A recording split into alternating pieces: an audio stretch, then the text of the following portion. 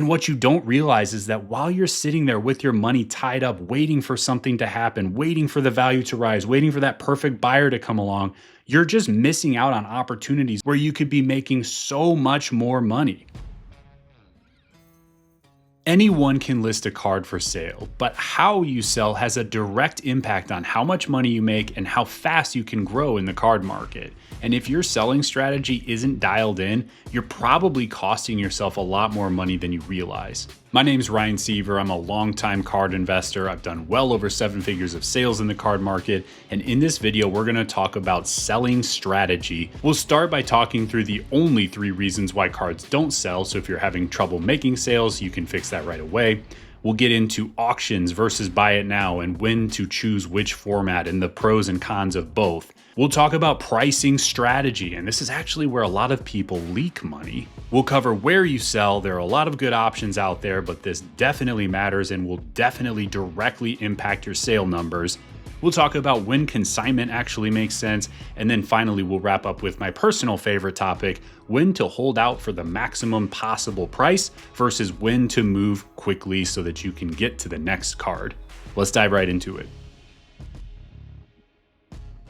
All right, so let's start by talking about the only 3 reasons why your card isn't selling. So if you're having trouble getting sales, listen up. So the first reason is because your card isn't in high enough demand. And that can be for a number of reasons. So when we look at player selection, for example, the guys at the top of the list, those guys always have demand no matter what. And their cards always sell. But when you get to that next level down, even some of those fringe star or even all-star caliber players, but they're not the true superstars, sometimes they just don't have as wide of a market as the true best of the game players have. And as you get further and further away from the superstar tier, as you get into the 3rd and the 4th tier down, like that's where you're gonna have a harder time selling cards. Another reason why your card might be in lower demand is because of the condition. So for example, a raw card is usually going to be less liquid than a PSA 10 copy. Makes sense, right?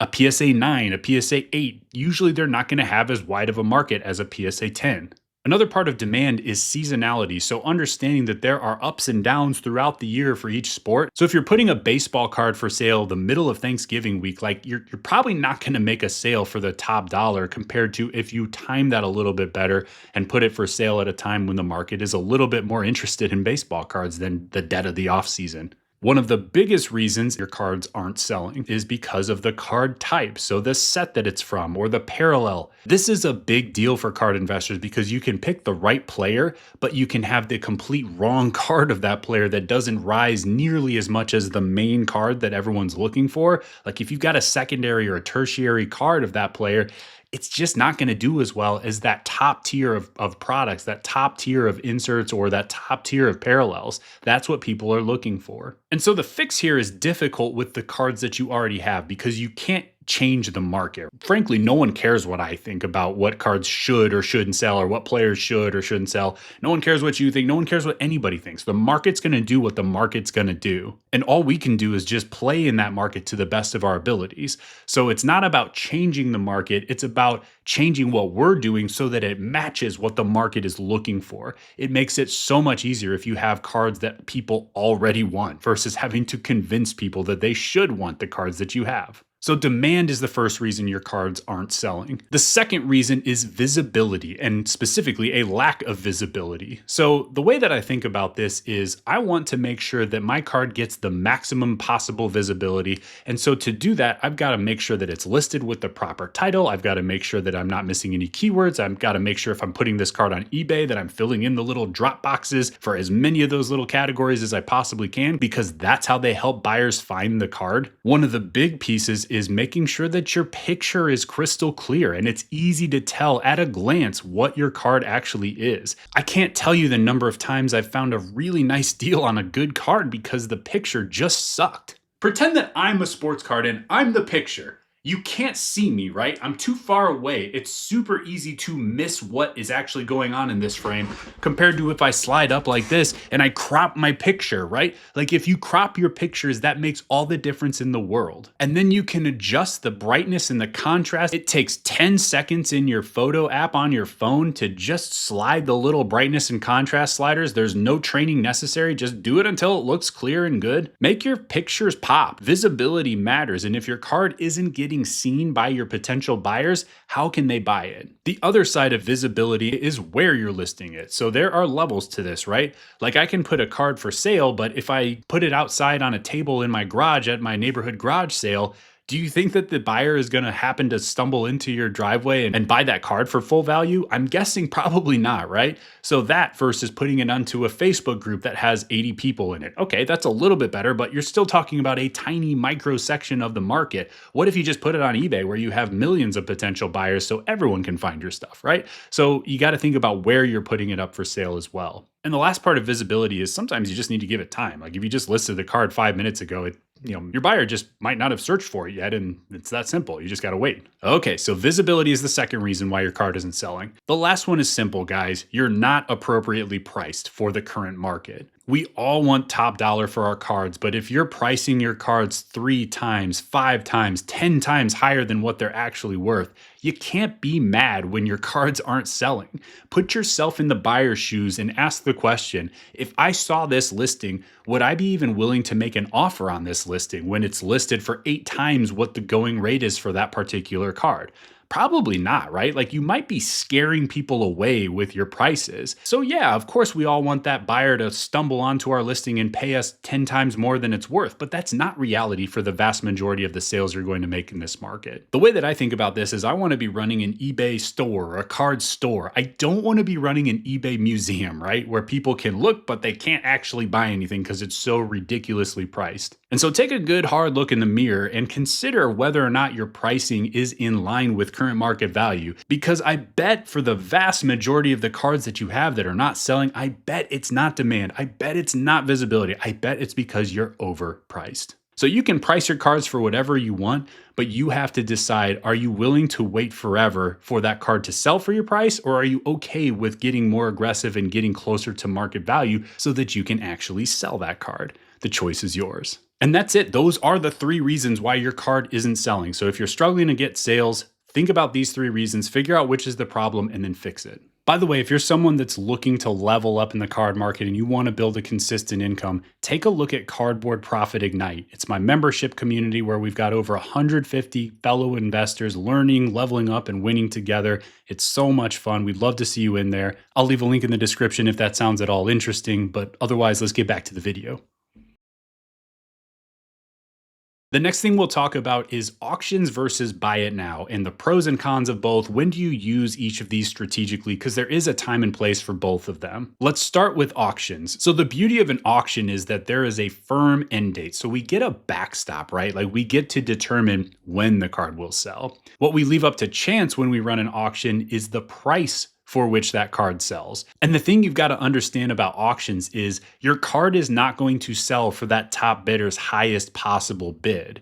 It's going to sell for 1 bid increment higher than the second place bidder bids. So for example, if I sell a card at auction and the top bidder is willing to spend $500 on that card, but the second place bidder is only willing to spend $100 on that card, well, both of those bidders put in their top bid. So the top guy puts in 500, the second place bidder puts in 100, and the card doesn't sell for $500. It sells for $102.50. So it's that second place bidder's bid plus 1 bid increment, which at that level is $2.50. And so effectively in this situation, you leave a whole bunch of money on the table that top buyer would have been willing to pay you. And so with auctions, you just don't have control over what the card's going to sell for, but you do get to dictate the time. And there is a time and place for that. So if you're trying to get out of a card, if you're trying to liquidate and free up cash for a different purchase, if seasonality is about to flip and you want to make sure that you're getting your money out before the seasons flip, that's another reason to use auction. Maybe you grade a card and you do really well on the order and you don't really care if you get top dollar. You'd rather just have the money now versus trying to maximize every single card's sale. Maybe a player's on fire and there haven't been recent sales and it's time to just put it out there and let the market decide what it's worth.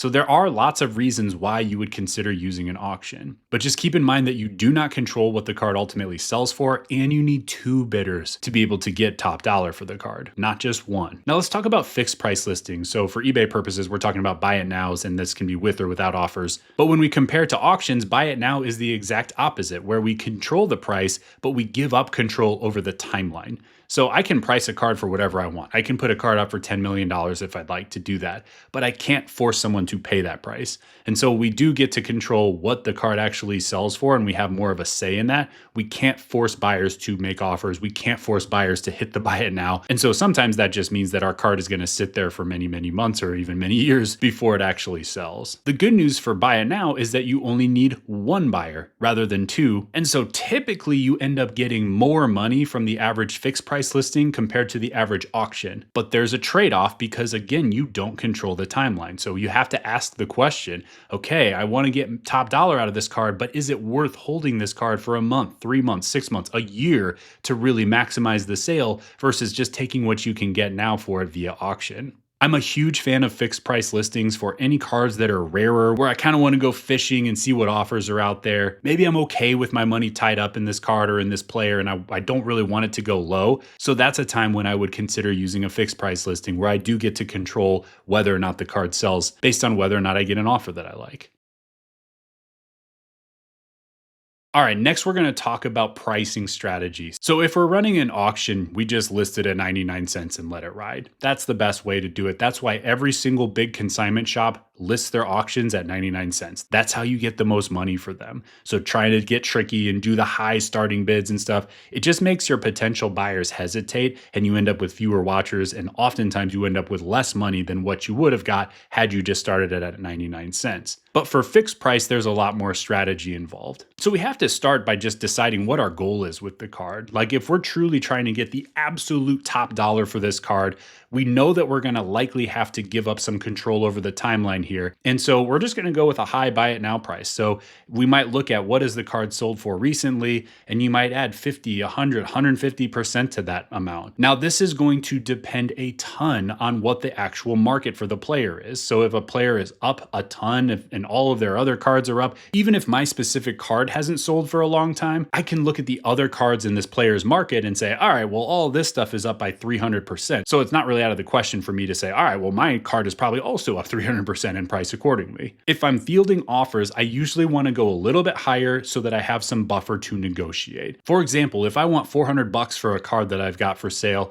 I don't want to list it for $410 because it just leaves me with no room to negotiate. If someone offers $250, what am I supposed to counter him to, right? Like, so I'm basically just like 400, and then they counter up 275, and I just 400, right? So it doesn't really make sense. You don't give yourself any room there. Where I would put it is 450 or 500 is more likely. Depending on the card's value, I typically like to price between 25 and 50% above my target price because that gives me enough room to negotiate without being so ridiculously overpriced that I'm scaring off all my potential buyers. Now, there is nuance to this. So if I'm selling a higher end card, I'm usually not pricing 50% above my actual target because that scares people away. I might list a $50 card for $75 or best offer, but if I list a $5,000 card for $7,500 or best offer, you're putting yourself in a bit of a risky spot because your potential buyers who might be very serious and might be willing to pay your target price, but they may look at that starting price and say, this person looks like they want way too much for this. I'm not even going to bother putting in an offer because they look like they're unreasonable. So you got to be careful that you don't price yourself out of making a deal. Now let's flip the script here and let's say instead of trying to maximize the sale, I'm actually trying to make a quicker sale. I want to prioritize speed here. So for this, I'm looking at what is the actual price of this card? Like what's the current market value based on recent comps? And then I'm usually going somewhere in the middle of those comps. If I want to try to squeeze a few extra dollars, I'll go toward the higher side of recent market value. If I'm trying to get aggressive and make the sale as quickly as possible, I'll go more toward the lower side. A lot of times the player and the card demand also have a big impact on how I price things.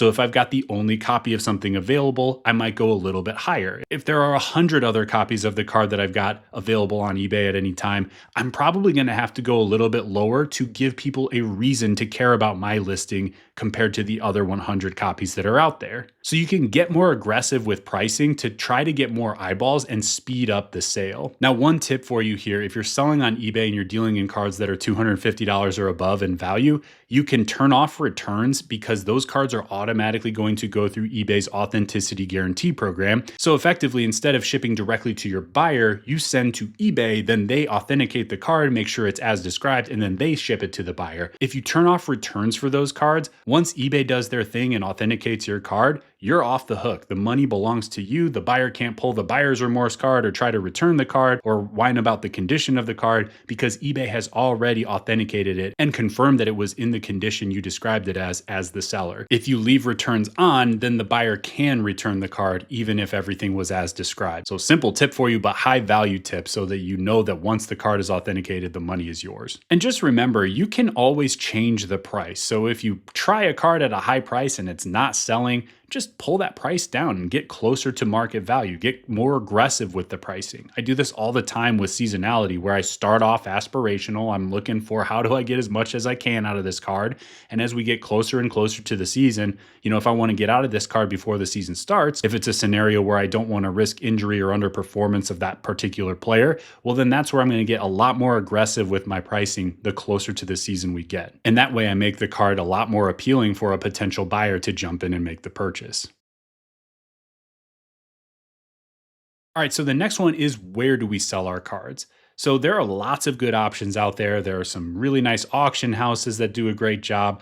There's always eBay. There are plenty of fixed price websites out there that you can throw cards up for sale. You can use social media and try to avoid some of the fees that are out there on some of these other sites. So there are lots of options. And so when I'm looking at where to sell my cards, there's two things that I care about above everything else. It's how do I get as much money as possible as quickly as possible for this card so that I can move on to the next one. Now, if we look at all the main places to sell cards, the one thing that stands out when we look at some of the actual sale volume here, and this data is from Card Ladder, but you can see eBay absolutely destroys everyone else combined. And so what I'm always trying to solve for when I'm selling a card is somewhere out there exists this person who is willing to pay more than anyone else on earth for this card, right? Like that person is somewhere out there. They might not know about your card yet, but they're somewhere out there. And my job is to make sure that I put my card up for sale in a place where that person has the highest likelihood to find the card. And so going back to the example we talked about earlier, if I put my card up for sale, but it's at my garage sale at my house, like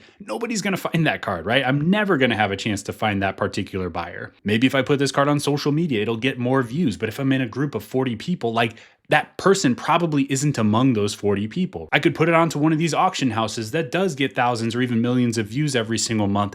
But the challenge is, are they getting as much visibility as eBay gets? And the answer is no. It's unequivocally no. And so while there may be a time and place for higher end cards on auction houses like that, it's really hard to argue with eBay. There are fees, yes, but I look at that kind of like a marketing expense, right? Because they do a better job than anyone of getting eyeballs on your cards. And that means your cards have the best chance to get the most possible visibility, and visibility means potential buyers. And just to be clear, I'm not affiliated with eBay or with anyone, so I really have no horse in this race. I don't really care where you sell. But for me, I like to put my cards in the place where I know that I'm going to have the best possible chance of that person that's somewhere out there that's willing to pay top dollar finding my card. Now, one thing I do like to do sometimes is use social media and get into some of these Facebook groups, or, you can use Instagram if you like. There are ways to push your stuff more proactively, right? Because if you think about eBay is almost kind of like a fishing game. Like you put your line out in the water and then you wait, right? And that buyer has to find your card.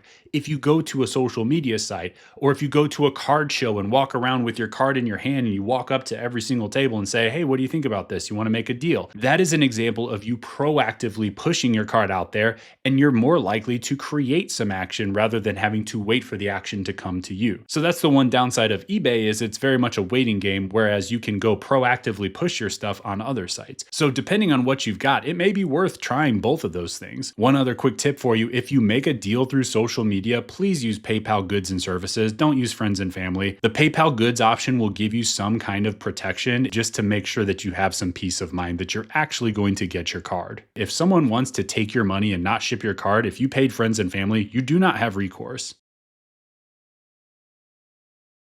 All right, next one, let's talk about consignment for a minute here. You can absolutely sell your stuff on your own and do just fine. That's an option. But there are now so many different services that'll get your cards out there. They'll put them into a big old store where they have tons of followers, tons of viewership, tons of visibility. They'll make sure that they're listed properly, and they'll do all the work for you. And if you look at the rate table for the top consignment companies out there, you actually end up getting just as much, if not more money for your cards at the end of the day with their total payouts, because they're doing so much volume that they get these massive fee breaks from eBay and they can pass along some of that to you. So this is always an option, but it might be worth taking a look at those rate tables and seeing like, wait a second, I can actually get more money out of this $1,500 card if I have one of these consignment sellers take it for me versus me trying to sell it through my own account. Now, the number one reason to use consignment is to get your time back. So when you look at, all right, how long does it actually take you to scan and list and price and negotiate and answer questions and package and ship a card?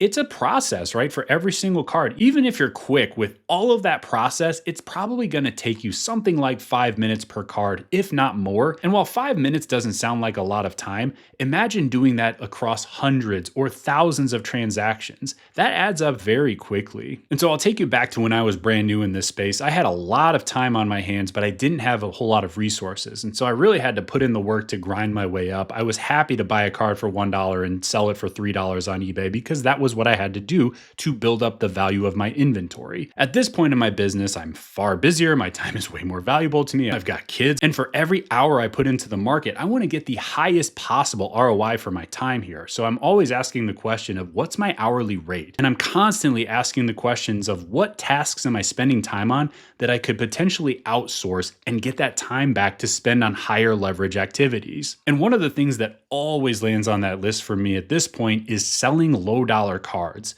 So I still want to get the money out of these cards, right? Like I don't want to just leave money sitting tied up in these cards. I don't know about you, but $5 is $5. I want that money, but I don't want to spend the time on those cards. So I'm constantly outsourcing that stuff, sending it off, having someone else list it for me. And I'm happy to pay the small fees in exchange for that service because I know that I can get way more for my time by focusing on higher leverage tasks, like going out and finding high upside cards to get graded, for example, or even just listing higher end cards. So it's not that I'm unwilling to list cards for sale. I enjoy this market. I love going back and forth, doing some negotiating. It's fun, right? But I don't want to waste my time on the stuff that doesn't move the needle for me anymore. So I encourage you to look at your own business and decide, okay, where do I draw that line, right? Like what's not worth my time? Where instead of focusing on all of these low dollar cards and putting hours and hours listing cards for $2 and $3, what if I just focused on this thing over here that makes you way more money for the same amount of time? And so budgets look different for everyone. So you've got to decide that for yourself. I mean, I had a very humble beginning in this market, and so it looked different for me 20 years ago than it does now. But I bet you've got some cards that you're probably spending a lot of time on that if you just outsource those, you'd probably be able to go quite a bit faster. So consignment is a weapon, and when you use it strategically, it can be a huge leverage point for getting you time back to spend on higher value actions. All right, speaking of going faster, last one, and this is my personal favorite, but how do we balance maximizing value versus maximizing for speed? So if you have money tied up in one card, you can't put that money in a different place at the same time, right? So you have to decide, okay, do I really want to maximize the sale price of this card, or do I want to maximize the speed of the sale of this card? And as always, there's a time and place for both of these, and the right answer probably falls somewhere in the middle. There might be times where you're maximizing for speed, there might be times where you're maximizing for top dollar. But the problem in this market is that time is so grossly undervalued by the average card investor. So many people are so concerned about, well, I don't want to lose money on this card, or I got to hold out. I got to wait and see if I can get an extra 5 or 10% on this card before I sell it because I want to maximize the profit. And what you don't realize is that while you're sitting there with your money tied up, waiting for something to happen, waiting for the value to rise, waiting for that perfect buyer to come along, you're just missing out on opportunities over here where you could be making so much more money. You could be unlocking way bigger profit potential, but you have to turn over inventory in order to unlock those dollars to put them over here. And so I always ask the question, would you rather have $100 now or $125 in 3 months? And a lot of times people are just like, man, 125, I'd much rather have that. And if those numbers don't excite you, then just add zeros to your heart's content. You can say $1,000 versus $1,250. You can say $10,000 versus $12,500, but go until it feels meaningful for you. And then the question is always, all right, if I wait 3 months, I get this guaranteed 25% return. And that's what a lot of people's default answer is, right? Because they want to get the top dollar for each card. But before we make this decision, let's just play it out and at least consider what are the alternatives. So what if I sold now and took the $100 sale and then I moved that into the next card? For example, I can wait 3 months and get that extra $25. Or what if I took that $100, put it into a card to grade that's worth $300 as a PSA 10. By the time that you would be getting that $25 in 3 months, your grading order is almost done and you could have made $200 of extra money. And so we've got to look at what's the opportunity cost, right? And your time has value because you could be doing other things with that money if you freed it up. And so the question I like to ask is this the card that's going to rise the highest and the fastest? And if I can answer yes to that question, then great, my money's in the right place and I leave it there. But if the answer to that question is no, then the correct move, if we're really trying to optimize this business, is to take your money out of that card and put it into the card that is the card that's going to rise the highest and the fastest. And here's the thing, you don't always know, right? Like we can't predict the future, so we're taking a best guess based on all the information that we have available in the present moment. But if you already know that there's a much bigger opportunity out there, then does it really make sense to be holding out for a few extra dollars? Does it really make sense to hold 6 months to unlock 5 or 10% more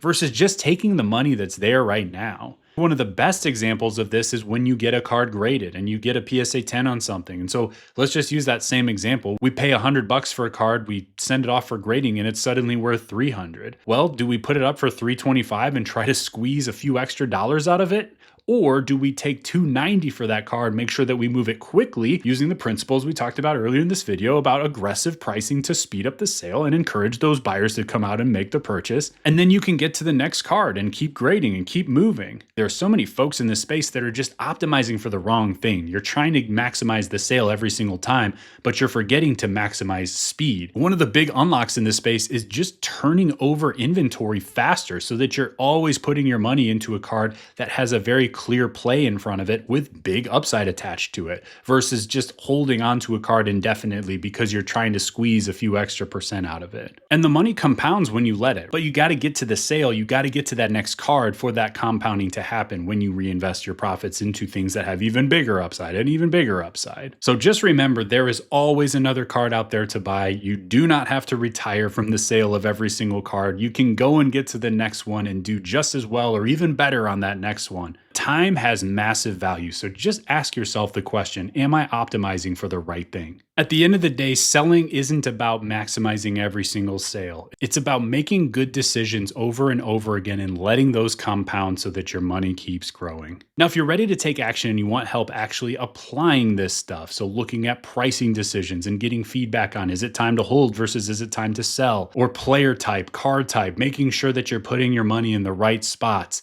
take a look at Ignite. That's exactly what we built this for, so that you have a built-in support system and you can get what you need to keep your business moving forward. If that sounds at all interesting, I'll leave a link in the description with full details, but otherwise, we'll see you on the next video.